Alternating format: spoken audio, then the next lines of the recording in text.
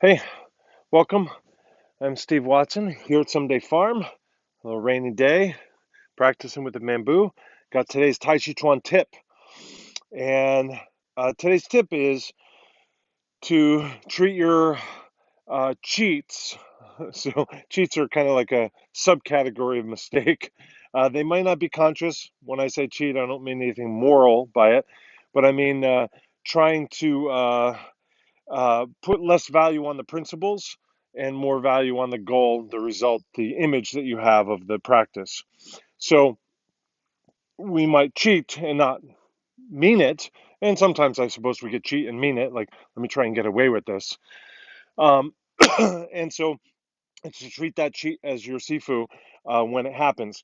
So often, what happens, people will make a cheat, whatever that might be, and when they notice it, they'll just kind of correct it. And usually, their form gets a little clunky and stilted there, a little less smooth, like as they make the correction. And maybe there's kind of a moment of uh-oh and a moment of hurry through the mistake correction, and then we miss the chance to learn from that. And so, for example, if we have a moment in the form where we're supposed to pivot on the heel, right? So my weight goes to my front leg and I pivot on the heel. But I have learned that when I pivot on the heel, I'm supposed to, let's in this case say I'm supposed to be finishing that way. But I have a difficulty getting the complete pivot on the heel and getting my foot that way. But I have a really strong sense that I need my foot to point that way, and that sense is stronger than my sense of adhering to the principles and the practice.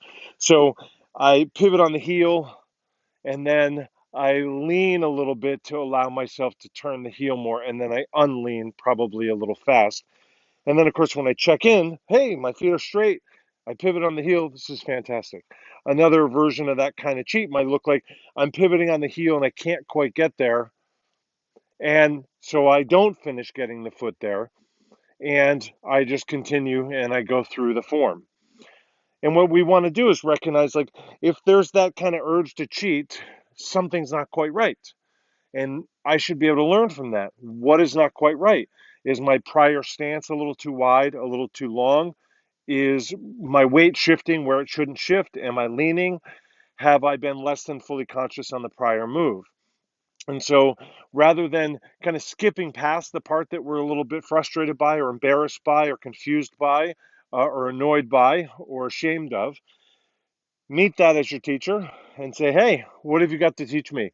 And I find that almost invariably a place of cheat, right? Even if you don't do the cheat, but you have that urge to cheat, that place of cheat suggests something that can be improved on the prior move or the prior couple moves.